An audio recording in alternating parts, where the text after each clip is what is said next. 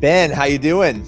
I'm doing fantastic, Bill. Thanks for having me on. I'm excited to be chatting with you. We've got a lot to talk about. It's been a while. So I want, for those who don't know, because you've had a really interesting career, lots of great films and shows, I got to know how you got into acting. Like, what was your sort of pathway in? It was incredibly unorthodox how I actually segued into acting and entertainment. My mom, she started a modeling and talent agency the year I was born. So by default, when growing up to have spend time with the family and her having children and teaching these classes, I would get these instructions in acting and modeling when people came in. So I had that baseline that I was getting when I was younger. And then as I grew up and in middle school, high school, I was pursuing track and field, and the Lord really blessed me in that athletic field to where at one point I was the best American of all time in the decathlon, and that's the 10 events in track and field. And because of the scores I had a bunch of offers from universities, and I ended up going to the University of Florida. The year Tim Tebow actually was there, we won the national title. It was fantastic, and then I got hurt. And when I got hurt, I was a major injury to where I may never be able to throw again. I would not have my athletic career. And it was an incredible moment for me personally, where I finally was able to surrender to God and be like, all right, Lord, I have no idea what I'm going to do with my life if I can't pursue the Olympics and pursue this path. And then gave it up to him and prayed about it. My shoulder did not get healed, but a lot of times the greatest blessing the Lord can give you is unanswered prayers. And then during that time, I got a call from my agent saying, hey, Ben, I know you're normally really busy with track this time of year, but can you go on an audition? And I was in a sling, and I was like, oh yeah, actually I've got 6 months where I can do whatever I want to do. So I ended up going down to meet with the Kendrick brothers for Courageous. And then after I booked the role, it was just, I could feel the Lord saying, ye little faith, why did you doubt that I had a plan in this? And then from there, the Lord started opening doors, and now it gave me a great platform for entertainment and also a platform for ministry. So, all right, I've got about 1,000 questions about this. So your mom, I got to go back to your mom and the talent agency. So while you're growing up and you're kind of learning how to act and how to do this, was it something you were really, because you were passionate about athletics as you got older, but were you really passionate about entertainment, or was it kind of just a fun thing that you were doing because it was a family business? Well, I love performing, and a lot of sports is that. It's getting in front of a crowd and performing your craft to the best of your ability and receiving that praise for it, feeling that competition, and you really do get that. Just like when the gun goes off, it's a similar feeling to someone calling action, and you're just in it, and you have to perform, and you have to give it everything you got. There's the preparation beforehand. And so when I was a kid, I loved performing in a lot of different things, and then acting was something that I did do when I was younger too. I did a bunch of commercials that were a blast, like some Nickelodeon commercials and stuff like that. Nothing major, but some music videos. And then that really did segue very similar for me into sports. For example, this is, unless you maybe do these events, it won't make as much sense. But every event at the decathlon is very, very different. The mindset for the 100-meter dash is different than the long jump. And the long jump is very different than the mile or the discus, where there's like patience involved and perseverance. And in every scene, when you go from scene to scene, you don't perform those in order. A lot of times it's like, hey, you need to be being broken up with right now, and then you need to hold the hand of your dying father in 5 minutes. And so it's that mindset of being, okay, that event's done, I got to move on to the next one. It was something that was easier for me, I think, to segue into, and it's something that, fortunately, I learned lessons in both those fields that I think really, really benefited.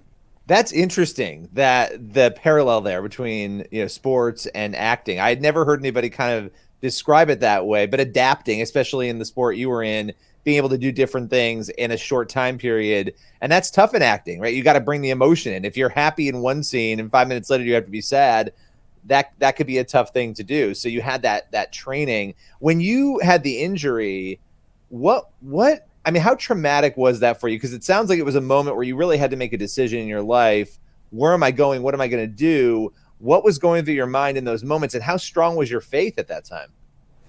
I was extremely difficult at the time, because when you're younger, especially, and you would know this in high school, everything just seems like it's the end of the world because you have nothing to really give it context for. You haven't lived long enough to know that you will get past that, and there'll be other trials and tribulations. But at the time, when you focus on one thing, which is going to the Olympics, performing the best of your ability, setting the national record, going to these universities, all these different things, when you start that at 6 years old, and it's not just something you write on your wall. I mean, you're training 5-6 days a week for hours after school, after football practice, getting the next day, doing it again, putting in that kind of work for that long period of your time from when you're 6 to 20 years old, over half of your life is spent doing this, and to think that this could end was absolutely devastating for me. And for the doctors to say, hey, there's like maybe a 70% chance of success that you can, move your arm again. It was extremely difficult at the time, but it's something that I'm so thankful for now, because it is in those valleys and those times of tribulation where, that's when that perseverance is developed. That's when your faith is hardened. That's when your trust gets deeper and that love gets deeper. So it was very difficult at the time, but it was something that I don't regret or wish that I didn't experience. It's something that I'm very thankful for, and I'm just glad that the Lord was able to lead me through that, because it was a very difficult time. If you talk to a lot of athletes, they say that an athlete dies 2 deaths, like once when their sport is over and once when they actually die, because it just is such a big thing for you to invest in. But it was difficult, but it's something that I feel like the Lord really helped me through. Well, it sounds like, you wanted to go to the Olympics, you had plans. This was a big part of your life, and yet you have this shift. You go into the family business. Your mom had started the stages. You go into you start acting. And I actually want to pause for a minute here and play a clip from Vindication. You were in the first episode of Vindication. I want to talk a little bit about that, but we're going to roll this clip and we'll be right back. So the intern, what's your relationship with her? And did you see her on a personal basis? No, our relationship was strictly professional. Professional. Were you attracted to her? She attracted to you? Excuse me? Was there an attraction between you two? She was a good employee. Okay. So what happens next? You lie to your wife, you go see Rebecca. What? All right, so the clip of you being interrogated, which happens a lot in that episode. It's a great episode. How did you get involved in Vindication? Do you see the terror in Todd Terry's eyes? Just how awful that would actually be to sit across I would not want those eyes. I would not want Todd Terry. We had him on the show recently. He's great. I would not want those angry eyes on me. Even if he was acting, it would freak me out. He's great in that. I love it. It was great. Honestly, one of the great things about becoming more established in faith and Christian entertainment is because you get to work with the same great people over and over again, and the group and community is just fantastic. And how I got involved with it was almost didn't happen, because what happened, and it would have been like it would have been a stupid decision on my part, but basically what happened, me getting involved with Vindication, was I had just come off of the most exhausting and amazing and personal film that I had ever done, which was I'm Not Ashamed, the story of Rachel Joy Scott, the Columbine shooting. And I played a real life character, and I had like half my dialogue from the legitimate movie was from his handwritten journals to her. And so it was this incredible emotional roller coaster that I was on. And I coming off that kind of high, I didn't know, and that experience, I didn't know if I could just dive right into a project. And this was a big feature film. And I had a message from my agent saying, hey, there's a short film that made an offer to you if you want to go do a short film after this movie. And it's so funny because this always happens when, pride or arrogance or whatever starts seeping in. I was like, oh, I just came off like a movie. I don't want to do like a short film. Like, maybe I'm past that or whatever. And then I just kind of was like, that's a stupid line. That's a stupid thing to think. So then I was like, I'm going to read this script and just, see what's up. And it was a great short film when they sent it to me. And I thought, well, hey, I just came off this incredible experience. I don't know if I could ever feel something like that again. And then I read this short film where it is such an emotional roller coaster for this character, where I get to experience so much in a 3-day shoot. I was like, man, I can't pass that up. It's a great story. It's a great message. And I've never seen this guy's work before. I didn't know really any other actors at the time. I knew of Todd Terry, but that was it. And then I was just like, all right, I feel like the Lord wants me to do this because it's a good message, and I get to experience a lot as an actor during this, where I really get to, there's a few scenes I was just dying to do something like this, specifically like the last monologue. But so I go down there, and I met Jared Flaherty, who was the director and writer, and then this great cast, and then they just put together this tremendous project, this incredible story that was like 27 minutes long, which is really long for a short film. And then people loved this so much, like it resonated with so many people that they turned it into a series. But the only bad part about this was it wasn't written to be this way, so my character's gone after the first episode, which is kind of a bummer because I really liked the story and the environment and what the series talks about. So the only bummer was that my character was not in it longer, but that's not how it was written to begin with. Well, you did a great job in it, and people can watch it. It's on Pure Flix right now. It's streaming, but I'm Not Ashamed is also streaming on Pure Flix, and that's a story. I mean, the Columbine story I know well. It's actually how I got involved in media because it was so traumatic. Like it bothered me what happened so much. I was nowhere near Columbine at the time, but it was my foray into media was kind of working on trying to prevent other events like that. And so I know a lot of the survivors, and I know that you had mentioned that was a personal project. That film really powerfully detailing what happened, the real life events of the Columbine shooting. How did that movie change you? I would imagine a film like that would change you.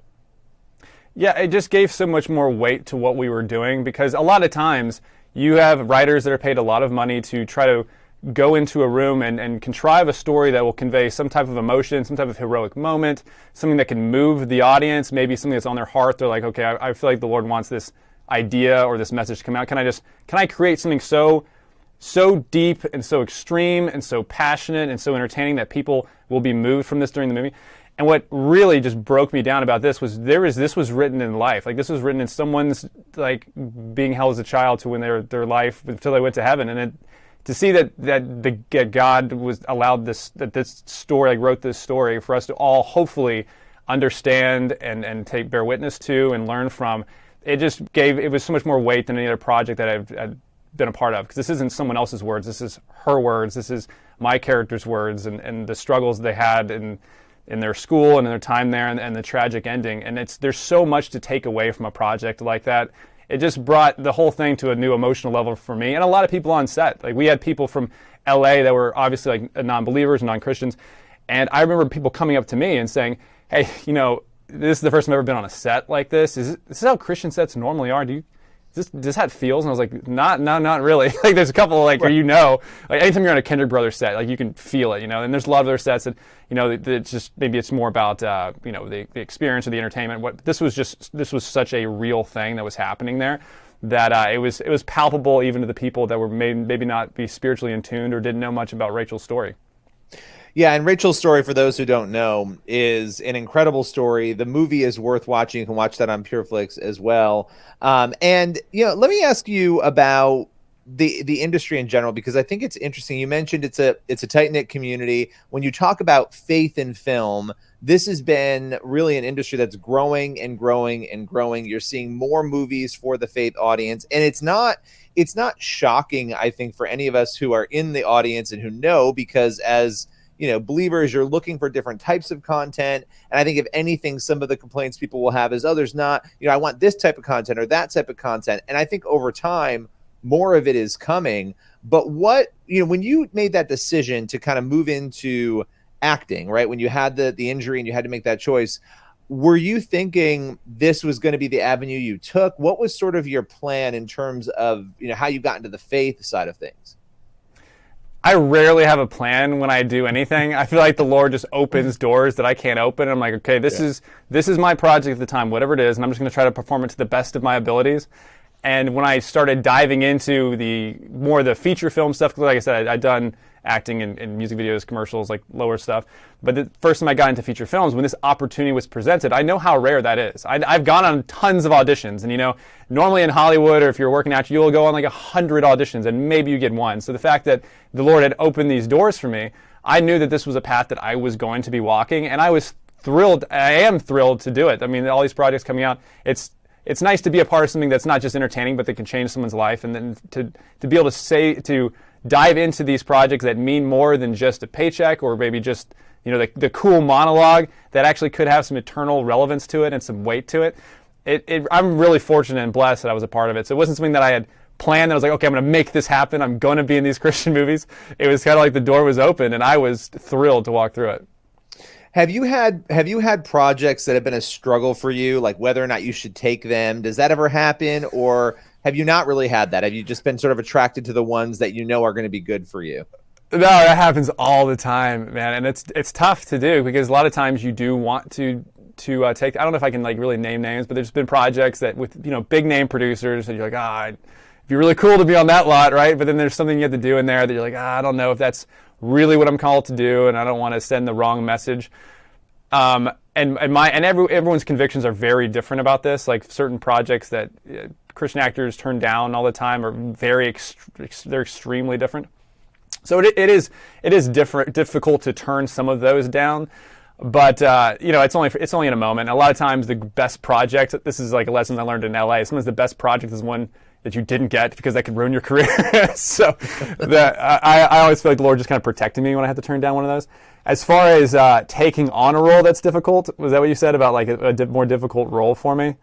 Yeah. Well? Are there ever, you kind of spoke about I'm Not Ashamed being one that was the most taxing, the most difficult for you.